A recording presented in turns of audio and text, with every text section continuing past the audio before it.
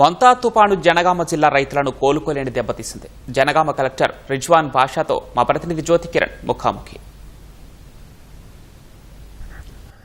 మోంతా తుపాన్ ప్రభావం జనగాం జిల్లా పైన కూడా పడింది. ఏ మేరకు నష్టం వాడిందనే అంశాలను తెలుసుకునేందుకు జిల్లా కలెక్టర్ రిజ్వాన్ బాషా గారు మనతో ఉన్నారు. వారిని అడిగి నమస్తే సార్. మొత్తానికైతే మోంతా తుపాన్ అటు ఉమ్మడి వరంగల్ జిల్లాను మొత్తం కూడా ముంచేసిందని కూడా చెప్పుకోవచ్చు. జనగాం జిల్లాలో కూడా తీవ్ర ప్రభావం అయితే చూపినట్లు కనిపిస్తుంది. మీకు వచ్చిన సమాచారం మేరకు ఏ మేరకు నష్టం వాటిల్దంటారు? సో మోంతా తుఫాన్ అనేది డైరెక్షన్ చేంజ్ చేయడం వల్ల మన జనగాం జిల్లాలో కూడా వెరీ హెవీ రెయిన్ఫాల్స్ అనేవి నోటీస్ చేయడం జరిగింది. ఆల్మోస్ట్ జిల్లా వ్యాప్తంగా 191.4 centimetres of millimetres of rainfall అనేది నోటీస్ అవ్వడం జరిగింది. ఇది కూడా ఒక తక్కువ గ్యాప్లో వ్యవధిలో అవ్వడం వల్ల చాలా నష్టం అనేది జరగడం జరిగింది. సో ముఖ్యంగా మన జనగాం జిల్లాలో 12 మండలాలు ఉండగా ఆల్మోస్ట్ 8 మండల్స్లో ఆల్మోస్ట్ 200 mm అనే కంటే ఎక్కువ రెయిన్ఫాల్ పడడం వల్ల సో చాలా వరకు డ్యామేజెస్ అనేవి ఎక్కువ శాతం అవ్వడం జరిగింది. సో ప్రభుత్వానికి కూడా అంచనా ప్రకారము మేము అన్నీ కూడా డ్యామేజ్ అసెస్మెంట్స్ అవన్నీ కూడా చేస్తున్నాము. And loss to human and also cattle అనేవి మినిమైజ్ చేయడానికి చాలా వరకు కృషి చేయడం జరిగింది. సో అధికారులందరూ ఫీల్డ్లో ఉండి ఆ damage assessments at the same time precautionary measures అన్ని తీసుకోవడం వల్ల చాలా వరకు తుఫాన్ నుంచి మేము రిలీఫ్ తీసుకోవడం జరిగింది. నిన్నటి నుంచి కొద్దిగా ఎండ రావడం వల్ల సో ఈ తుఫాన్ యొక్క ఎఫెక్ట్ కూడా మనము ప్రెజెంట్ మేము ఇంకా రికవరీ ఫేజ్ మీద ఫోకస్ చేస్తున్నాము. అంటే ఇప్పటి వరకు ఏ మేరకు నష్టం వాటిందన్న ఒక అంచనా అయితే మీకు వచ్చి ఉంటుంది. ప్రాథమికంగా ఎంతవరకు నష్టం వాటిల్లే అవకాశం ఉందంటారు? సో ముఖ్యంగా ఫస్ట్ అగ్రికల్చర్ క్రాప్ డ్యామేజెస్ మీద ఒక అసెస్మెంట్ చేస్తున్నాము. నిన్నటి వరకు వచ్చిన రిపోర్ట్ ప్రకారం ఆల్మోస్ట్ 25,000 నుంచి 30,000 ఎకర్స్ అని ప్రిలిమినరీ అసెస్మెంట్ చేసుకున్నాము ఒక 9,000 ఫార్మర్స్ అంచనా ప్రకారము. కానీ అది ఇంకా అసెస్మెంట్ అనేది 2-3 డేస్ టైంలో వర్షాకాలం వాటర్ రిసీడ్ అయ్యే వరకు చేస్తాం కాబట్టి సో దాని ప్రకారం ఇంకా పెరగడానికి అవకాశం ఉంది. సో పత్తి అండ్ ప్యాడీ మీద ఎక్కువ మంది రైతులు మేజ్ కూడా ఉన్నారు. సో వీళ్ళ అసెస్మెంట్స్ మీద మేము present agriculture extension officers and revenue department వారి యొక్క కోఆర్డినేషన్తో కంప్లీట్ చేస్తున్నాము. రెండవది roads and damages. So R&B roads, major roads అనేవి కొన్ని డ్యామేజ్ అవ్వడం జరిగింది. సో దానికి ప్రిలిమినరీ టెంపరీ రిస్టోరేషన్ కోసం ఎస్టిమేషన్స్ ఇప్పుడు తయారు చేస్తాం. బట్ పర్మనెంట్ రిస్టోరేషన్స్కి చాలా ఖర్చు అయ్యేటట్టుంది. సో ప్రిలిమినరీ అంచనా ప్రకారం almost 10 to 11 crores temporary estimations కోసం ప్లాన్ చేస్తున్నాము. అండ్ పర్మనెంట్ రిస్టోరేషన్స్ అవి డ్యామేజ్ అసెస్మెంట్స్ ప్రకారము ఎస్టిమేషన్స్ కూడా చేస్తాము. ఇంకా ముఖ్యంగా క్యాటిల్ డ్యామేజెస్ కూడా అయ్యాయి. ఆల్మోస్ట్ ఒక 150 వరకు క్యాటిల్ అనేవి సర్వైవ్ అవ్వలేకపోయాయి. At the same time one unfortunate death has happened in Jafargarh where ఒక వాగు క్రాస్ చేస్తుండగా ఒక కపుల్లో ఉన్న ఒక అమ్మాయి unfortunately she has fall into the వాగు. సో డెత్ ఒకటి unfortunately it has passed away, she has passed away. So ఇలా రోడ్స్ డ్యామేజెస్, కొన్ని ఎలక్ట్రిసిటీ రిలేటెడ్ కూడా డ్యామేజెస్ అసెస్మెంట్స్ కూడా ఆల్మోస్ట్ చాలా ట్రాన్స్ఫార్మర్స్, పోల్స్ కూడా షిఫ్టింగ్ అవన్నీ కూడా చేయాల్సి ఉంటుంది. సో అది కూడా ప్రిలిమినరీ అసెస్మెంట్ చేస్తున్నాము. సో ప్రజెంట్ జిల్లా వ్యాప్తంగా అన్ని మండలాల్లో ఈ వర్షం పడడం వల్ల ఒక 2-3 మండలాలు కాకుండా మొత్తం జిల్లా వ్యాప్తంగా కూడా 150 mm కంటే ఎక్కువ రెయిన్ఫాల్ పడడం వల్ల డ్యామేజెస్ అనేవి ఇంకా పెరగడానికి అవకాశం ఉంది. సో ఆల్మోస్ట్ ఒక 100 నుంచి 120 crores వరకు కూడా ఎంటైర్ జిల్లాలో permanent restoration plus temporary restoration వరకు చూసుకోవచ్చు. వరద ప్రభావిత ప్రాంతాల్లో మీరు ఏమైనా పర్యటించారా? రైతుల నుంచి ఎలాంటి సమస్యలు మీ దృష్టికి వస్తూ ఉన్నాయి? సో కొన్ని నిన్న కూడా చాలా Raghunathpalli, Nidigonda, at the same time Kilashapur at side ఏరియాస్లో కూడా అండ్ జనగాం మున్సిపాలిటీ ఏరియాస్లో కూడా విజిట్ చేయడం జరిగింది. నేషనల్ హైవే మీద కూడా ఆల్మోస్ట్ 3-4 hours కంజెషన్ అవ్వడం వల్ల కొద్దిగా ట్రాఫిక్ ఇబ్బంది కూడా జరిగింది. సో ఈ వర్షం అనేది స్టాగ్నేట్ అవ్వడం వల్ల చాలా వరకు రోడ్స్ అన్ని దగ్గర కూడా ఈ యొక్క ఇష్యూస్ అవ్వడం జరిగింది.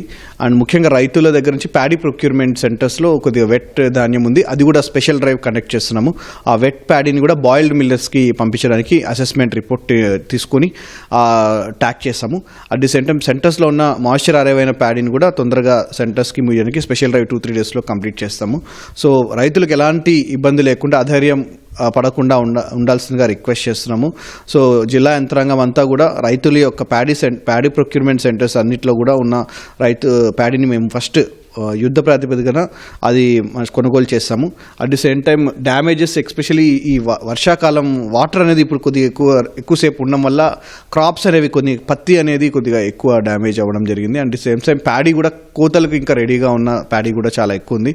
So AEOs post rains SOP అనేది వాళ్ళకి అందరికీ కమ్యూనికేట్ చేస్తున్నాము. సో దాని ప్రకారం రికవరీ చేయడానికి ట్రై చేస్తాం. At the same time if recovery is not possible దానికి క్రాప్ డ్యామేజ్ అసెస్మెంట్లో మేము ఇంక్లూడ్ చేసుకొని గవర్నమెంట్కి ప్రతిపాదన పంపిస్తాం. వరి ధాన్యాన్ని కొనుగోలు కేంద్రాల్లో త్వరితగతిన చేస్తామని చెప్తున్నారు, కానీ ఆ పరిస్థితి లేదు. మేము ఇక్కడ వర్షానికి కోత కొయ్యని ధాన్యమే కాదు, కోత కోసింది కూడా కొట్టుకపోతుందని కూడా ఆవేదన వ్యక్తం చేస్తున్న పరిస్థితి అయితే ఉంది. దాన్ని మీరేమంటారు? సో నిన్న గౌరవ ముఖ్యమంత్రి వర్యులు అండ్ గౌరవ అగ్రికల్చర్ మినిస్టర్ అండ్ సిఎస్ గారు అండ్ ఆల్ సీనియర్ ఆఫీసర్స్తో కూడా దీని మీద వీసీ అనేది జిల్లా కలెక్టర్స్ అందరికి కూడా క్లియర్ ఇన్స్ట్రక్షన్స్ ఇవ్వడం జరిగింది. సో ముఖ్యంగా ఫస్ట్ ప్రయారిటీ ఏంటంటే మనము ఈ ప్యాడీ ప్రొక్యూర్మెంట్ మీద ఇవ్వమని గవర్నమెంట్ ఫస్ట్ ఆబ్జెక్టివ్గా ఇవ్వడం జరిగింది. సో అందులో భాగంగా ఫస్ట్ జిల్లాలో ఉన్న paddy which is at procurement centres which moisture arrive అవ్వడం కష్టం ఉన్న ప్యాడీని ఫస్ట్ మొత్తం కూడా సెగ్రిగేట్ చేస్తున్నాము. దాని ఫస్ట్ ఇమీడియట్గా మన దగ్గర ఉన్న బాయిల్డ్ మిల్స్కి ట్యాగింగ్ అనేది ప్రక్రియ స్టార్ట్ చేస్తాం కాబట్టి అది ఫస్ట్ రిలీఫ్ తీసుకుంటాము. రెండవది మాయిశ్చర్ రాని ప్యాడీ ఏదైతే ఉందో paddy dryers at the same time దానికి సఫిషియంట్ టైం కనుక సరిపోతుంది అని అనుకుంటే అది మేము వెంటనే వాటిని మాయిశ్చర్ వచ్చిన వెంటనే దాన్ని పర్చేస్ చేయడం జరుగుతుంది. సో ఇలా ప్రతి దానికి కంట్రోల్ రూమ్ నెంబర్ పెట్టుకున్నాము. అండ్ ప్రతి సెంటర్కి కూడా ఒక స్పెషల్ ఆఫీసర్ని కూడా నిన్న గౌరవ ముఖ్యమంత్రి వారి గారు ఆదేశాల ప్రకారం స్పెషల్ ఆఫీసర్స్ కూడా పెట్టుకొని అక్కడ ట్రక్ షీట్స్ వర్క్ అప్డేషన్ నుంచి ప్యాడీ వచ్చిన అరైవల్స్ నుంచి మొత్తం ఎంటైర్ ప్రాసెస్ని కూడా మానిటర్ చేసుకుంటూ సో ఎంటైర్ ప్యాడీ ప్రొక్యూర్మెంట్ని స్మూతెన్ చేయడానికి మేము అన్ని విధాలుగా కృషి చేస్తాము. ఆరుగాలం కష్టించి పండించిన పంటను కోల్పోయిన రైతులకు మీరు ఎలాంటి భరోసా కల్పిస్తా ఉన్నారు? సో ప్రజెంట్ ఫస్ట్ థింగ్ ఏంటంటే రైతులు వర్షం ఎక్కువ పడ్డ వెంబటే వాటర్ రిసీడ్ అయ్యే వరకు తమ క్రాప్ యొక్క పాసిబిలిటీ ఆఫ్ సర్వైవల్ని అసెస్ చేసుకోవాల్సి ఉంటుంది. So they nearest AEOs agriculture extension officer యొక్క సపోర్ట్ తీసుకుని వారికి ఫర్టిలైజర్స్ కానీ ఇంకేమైనా మెథడాలజీ ప్రకారం దాన్ని సర్వైవ్ చేసుకోవడానికి ప్రాసెస్ ఫాలో అవ్వాల్సిందిగా రిక్వెస్ట్ చేస్తున్నాము.